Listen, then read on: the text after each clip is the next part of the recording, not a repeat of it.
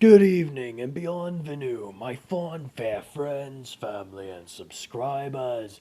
This is your humble narrator, Diomedes Rouge, and I just wanted to say a few words before we get started.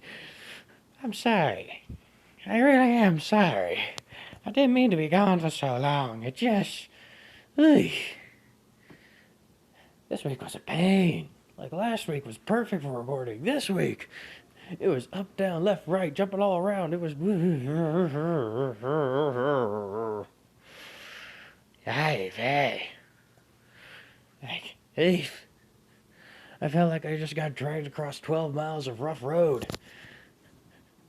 And not in a fun way either. Oi.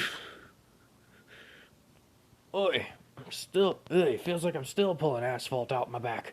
Anyways, though, I am here to provide you content just like I promised, and I will make sure that you will be satisfied by by the videos that I shall produce. Now, where were we?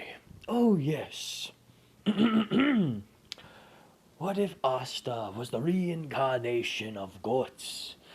Now, where we last left off, Noelle tried to. Well, she didn't try. She succeeded into slipping into Asta's bed whenever he was asleep. Now, why would she do this, you may ask? Well, she has a mild infatuation with the boy, and she stalked him for a small period of time whenever he and the others went on this multiple date. And during that period of time, well, let's just say this.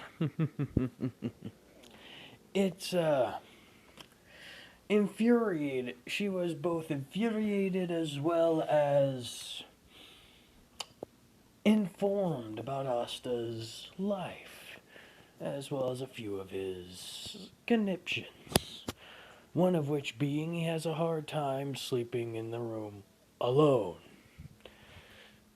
Because he kind of got used to sleeping around with the kids. Or rather, he got used to the kids sleeping all around him. So she, out of the goodness of her heart, with no ulterior motives whatsoever, decided she would help him get a good night's sleep. However, upon a few minutes of being in that bed, she felt something, well, odd. What the? Yes. She felt something very odd, very large, beginning to, well, press along her side. Huh? Oh, yes. Something very odd and very large and very cold. Huh? When she turned to look at it, it was Guts. Or rather, I should say, as you guys have so pleasantly nicknamed him, Gutsta, holding the Demon Slayer greatsword, going, "What the hell do you think you're doing?" Oh, what? Did you actually think I was. What? Did you think it was something else? No! Uh, I heard you moaning and groaning in the middle of the night, and you look like you were. I don't know. You came from an orphanage, so I figured you got used to people being around you. I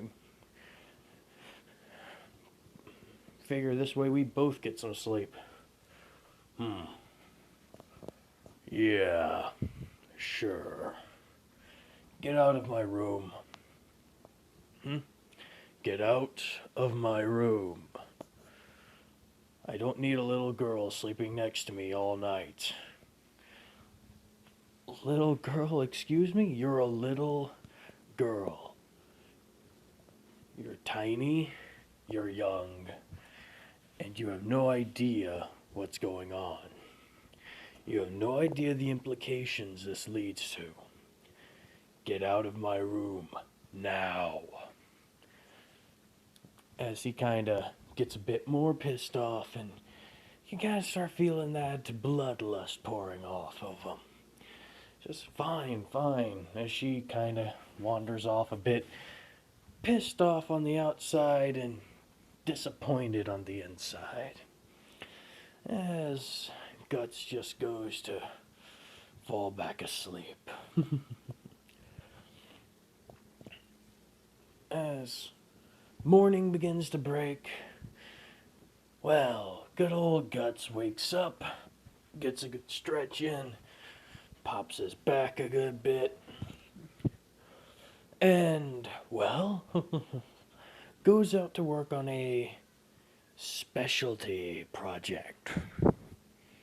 Oh, yes, yes, yes, yes, a very special project indeed. Because he has been working tirelessly for the last couple of days to make something. And finally, he is nearly done. As well, let's just say a certain lion has just gotten a letter. An official summons by the Black Bulls. Now, Flangolion is quite perplexed. Why would I get a summons from the Black Bulls? What does it say?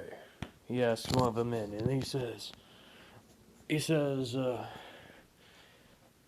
something about a brand new weapon for your hands only. My hands only. A new weapon. Alright. I'm sure this must be some sort of jest considering the lack of hand. I don't know, sir. The Black Bulls may be one for jokes, but usually when it comes down to people, they are, well, as you would know, always watching out for them. You're actually standing up for the Black Bulls. Well, they did help us, especially that newest member of their group. Not to mention the sheer fact that they've never really I've seen them goof off plenty in other times. When it comes to fighting and or helping others, you have to admit they have a pretty decent track record. It's usually everything else that they're a problem in. Fair point. So you're saying I should accept. I'm saying, sir, that you should keep that in mind before you dismiss it. Because depending on who sent it, they may come to drag you there yourselves. Fair point. Alright. As he gets up and gets ready to go. As, well, Gutsta's doing the last bit of work in the forge. As Magna just wanders around going, what are you doing? Finishing up a project. What type of project? A project to make someone feel whole. As he hammers away, bending the metal to just the right shape. Taking smaller, more precise strikes.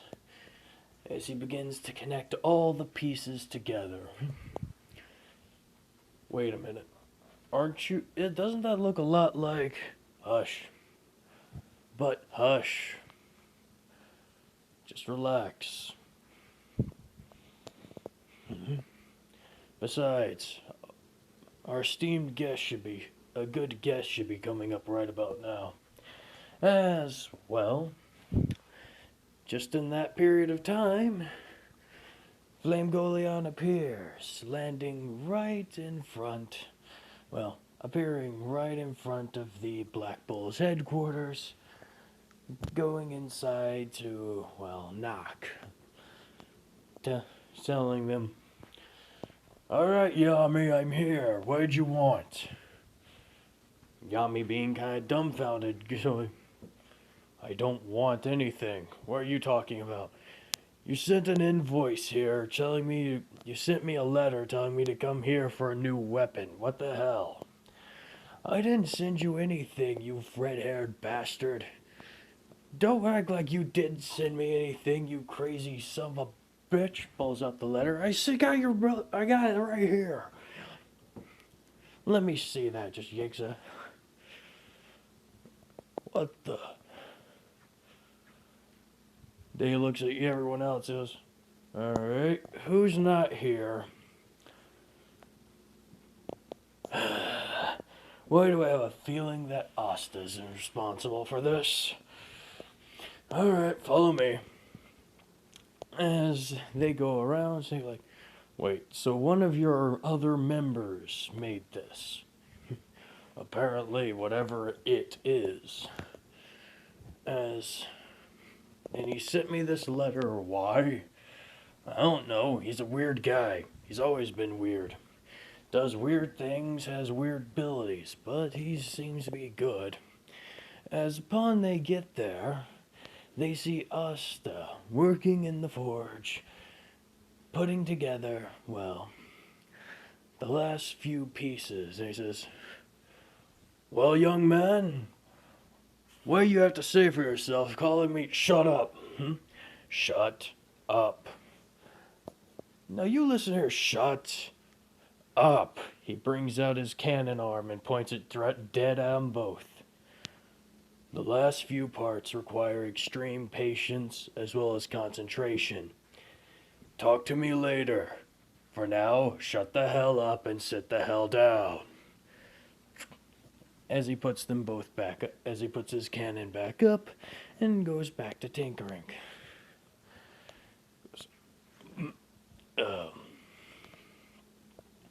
Because they've both seen what this cannon can do, and while they're pretty sure they won't die from it, they'd rather not take the chance of being damaged by it.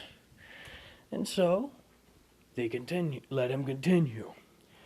For another solid 5 minutes, he connects these pieces, these parts, and begins to pull them right into shape. As then he goes, "Ah, finally. Alright." And then he walks straight over to Flame Goleon, going, I expected you nobles to be here late. That's the reason I sent you that letter that early. Be surprised. Huh? You guys aren't that late at all. Alright, now, take off your shirt." "What? Take off shirt now." "I'm not trying to look at your body, you dumbass. This thing requires to be strapped to your bare chest unless you feel like it possibly falling off. Now take off your shirt." So, "Just do it." It's like, what even is it? As he removes the shirt and everything, and he goes, "This." As well, Asta takes a view at the nub that's on his arm, that's left on his arm from the whole fight, and he goes, "Okay, measurement slightly off, a couple of inches, less than an inch, but should still be comfortable." As he goes, "What are you?" As an immediate jolt of pain is sent through Flame Goleon's body. What the? As he looks down, and he sees a metallic arm similar to that of Guts. As he begins to, put all the proper straps and attachments along the cross of the harness across his chest and shoulder area. "What is this?" "It's a new type of arm. Made it for you. You're a warrior. And while you may fight using only magic, you're still strong. I learned a long time ago. If you want to have the best chance of survival, arm up those who can fight for themselves. You don't deserve to be at a disadvantage in the upcoming battles. So, here. It won't be as good, it won't be as versatile, nor will it move the same way as your old arm. But it should still give you some advantages. As he gets done placing the final strap connecting the final strap in, and he says, "Alright, that should be good. Now, try moving." What? Try moving it. As, well, he does so, raising his arm up and down, moving it around. Goes, "Oh, wow. How did you..." Old man taught me how. An old man who is very, very, very cranky. But he did a lot of good work. And I figure you deserve at least a bit of something as recompense for saving a bunch of people's lives. Now, time for the weapons. Wait, what? Oh, did you think that was all? No, no, no, no, no, no, no, no, no. No, my friend. That's just getting started. Here you go. As he slides the crossbow onto the railing of the top part of the arm. Now, connects here. Pull. Alright, this connects to the rail. You always want to make sure that this little lever is underneath the palm of the hand, so that way all you have to do is pull back and it starts firing. And now fully loaded. Now, take a deep breath. What? Take a deep breath. Pardon me. Sorry, had to sneeze.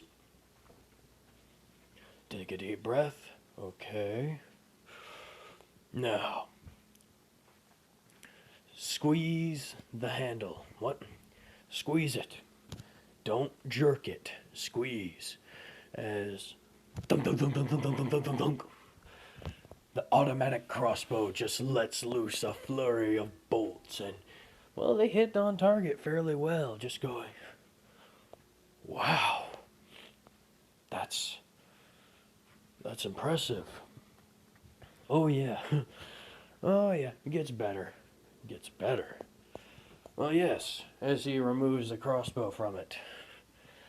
I had a few different type of weapon systems designed for you, but for the most part, that would be the basic one. If you want something more, well, you're gonna have to either talk with me about more or, well, I should say, pay me more. So you want me to pay you for the arm? No, no, no. Arm and crossbow, completely free. They are completely free. You want more weaponry, on the other hand, that may cost you a bit. Also, possibly more designs and or coloring. Coloring? Oh, I'm sure you want that thing in a nice, bright, shiny shade of red. Am I wrong? Mr. Crimson Lion? Maybe a bit of red and gold? That's kind of hard to do unless I'm paid. You're trying to extort me? No, no, no, no, no. I'm giving you a gift. I'm just telling you that if you want that gift fully more customized to your preference, well, you're gonna have to pay me. You are a shrewd individual. Maybe. But this shrewd individual just gave you a gift that makes you a little bit more powerful, as well as gives you a semblance of normalcy. Am I wrong? Yeah, me? Yeah. I like this boy. Yeah, a lot of people do. Even though he can be a pain in the ass. I try. Anyways, for the most part, it's all the same. Just try and be careful around just be careful not to touch any metal walls. Why? The fingertips are laced with magnets. That's kind of how the fingertips and bottom parts of the fingers attached with magnets. That's how they move and how it operates. It's the reason why you tense up, they collect into a fist, while if you relax, they fall back. The reason why they're also able to attach and be able to pull back on the, lever right there for the crossbow, as well as attach around my sword. But if you touch a metal wall, it's a little bit awkward. Same thing with metal silverware and such. Can be kind of hard to let go of it, but for the time you're eating, it's usually fine. I see. So you had to, yes, occasionally my arm gets stuck to a metal wall. Shut up. Well, you think I usually walk around with this thing down and not raised up, waving it around like some sort of idiot. Only use it whenever it's necessary, not before or after. So what other things could you do for this? Well, I could give it my type of cannon as he shows it off right there. It has a pretty decent range, as well as a lot of power behind it, considering, what exactly it is. But I fear that might pop your shoulder out joint if you aren't careful. Oh, and why is that? You're weak. Excuse me? Physically, you're weak. Look at me, look at Yami, look at you. Buff, string bean. Not to mention you wouldn't know how to properly hold this thing up before you went and tried to blast it, causing you to possibly shatter what's ever left of that arm that's there. And I don't feel like doing another 3 weeks of work and finesse to try and replace an entire arm after we have to amputate that. So no cannon.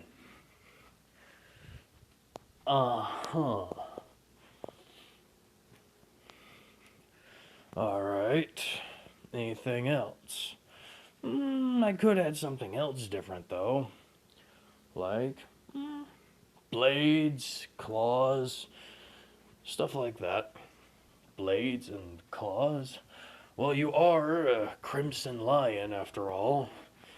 Maybe we should give you a weapon that would, I don't know, match the namesake, so to speak. Be like giving you iron claws or steel claws. You could infuse with your fire magic and just slash away at your opponents if they get too close. Or, I don't know, something. That is interesting. I don't know, maybe even get you a sword to where you can charge into battle with. I mean, it's a metal arm, so it's not going to be it won't work as fine as a actual hand. What do you mean? Oh, when you're using a sword, especially something like mine, or, more along the lines of Yami's sword, you need fine motor control. Basically, one hand pivots the blade, the other hand controls the power. Meanwhile, you only using a metal arm for that, there's no pivoting, there's no real fast movement.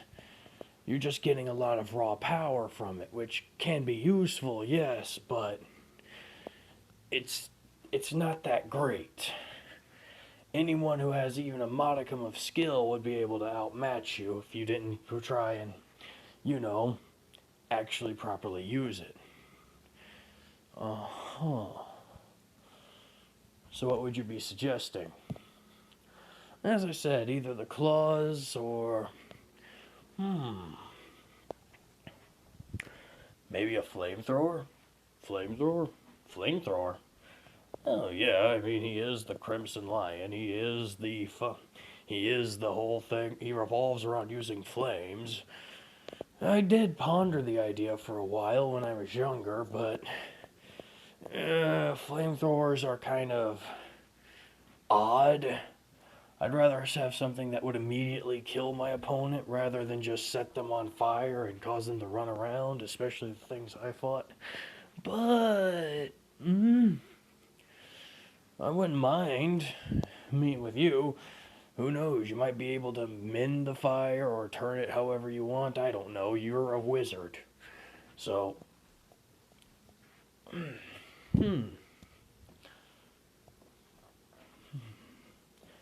tell me something. I've seen you said that your cannon uses these larger rounds, yes? Yeah. As he brings out one of the, softball sized projectiles. So, yeah. Fire something around the lines of that. Impressive. Yes, I can definitely see the amount of powder and pressure it would take would probably shatter it. But what about those smaller ones I've seen you use? You mean the blisters? As he reaches into his pocket and pulls out a golf ball sized spiked explosive. Yes. I'm assuming it wouldn't take nearly as much to loose one of those as it would, well, your cannon. No, nowhere near as much, but you'd also have to worry about the thing exploding on you. So, firing it out in the same manner using black powder is a bad idea. Of course, we could use. Oh. Alright. Alright. I'll do that one for free. What? I'll do that one for free. You've got me thinking. And yes, I will say Guts has kind of gotten a couple of hobbies. Smithing being one of them. Why? Well, he's in an area that's nowhere near as dangerous as his own. He hasn't had to come across anything, really, that's wanted to destroy his entire life. And he's no longer living on a day-to-day basis where demons and or other monsters want to kill, rape, and or mock you, probably all at the same time anymore. So, yeah, he doesn't have to worry about that sort of thing. So he's kind of gotten a few hobbies, one of which being a damn good smith. It's alright. I can work with that. And I'll also work on a close range weapon for you, considering how much Yami likes you. What? Oh, don't deny it, Yami. You're a good friend of his. I already know. You two respect each other. I already know the drill. We do not like each other. Bull crap. I already know better than that. Anyways, I'll work on that in my spare time and let you know when it's ready. You can, well, do whatever you want with that. As he points to the arm. And if you want, I can probably customize it to where it's a bit more on point with your standard arm.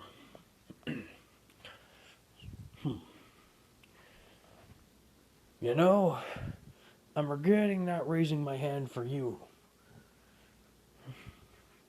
You know, I'm regretting you not joining up with us when you did. Yeah, you had your chance, but Yami's Black Bulls were the most appropriate option. Uh-huh. As well, Flame Golion decides to leave, heading home with his, well, brand new arm. As Asta then proceeds to come back inside, and Charmy begins to feed him up after his long and rough morning making stuff. Or finishing making stuff, I should say. Oh, yes. It is quite the beautiful thing. That is until, well, things in the horizon begin to get a bit more ominous. As we now cut to, well, the Skull Knight, the new Elven King, or rather say the old Elven King, returning to his base. Or rather being in his base, as they're all talking and discussing and saying, "So, how did the matters go? How did the fight with the Wizard King go?" He held back. He held back. Don't get me wrong, I held back just as much, if not more so. But he held back quite a bit. And I do mean quite a bit. The sheer raw power this man has is astounding. I'm pretty sure if he wanted to, he probably could have tried trapping me multiple times over. Or at least doing something to offset the balance, but instead he let me wail on him, probably trying to gauge my strength. Same with me. But sir, did you manage to know? We're not taking the stones yet. There's no need. But sir, what if the enemy... Relax. The enemy won't get a hold of them that easily. Especially considering who has them. It would take the demons forever to try.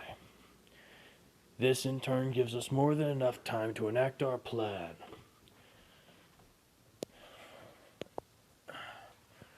Enact our plan. Yes. We will take over the Clover Kingdom, that is for certain. However, we need as many of them to be alive as possible. After all, a soldier's no good after all, a blade turned against us is one more blade that can't be turned against the enemy. Any flame we snuff out, we would have to replenish and replace. And it does us no good to completely wipe them off the map. Yes, sir, you're right, but how do we get them from the position we are in? Relax. I have everything thought out. All you need to do is trust in me. Okay, my loyal subject? Yes, my lord. As he dons his armor and begins to walk back into his study. And that's where I'll leave it off for right now. I'll make more videos later on today, and, well, try and catch up from the hellacious week that I've had. But I promise you, this will not be the last video you see of me today. I shall return. This is your humble narrator, Diomedes Rouge, saying goodbye for now.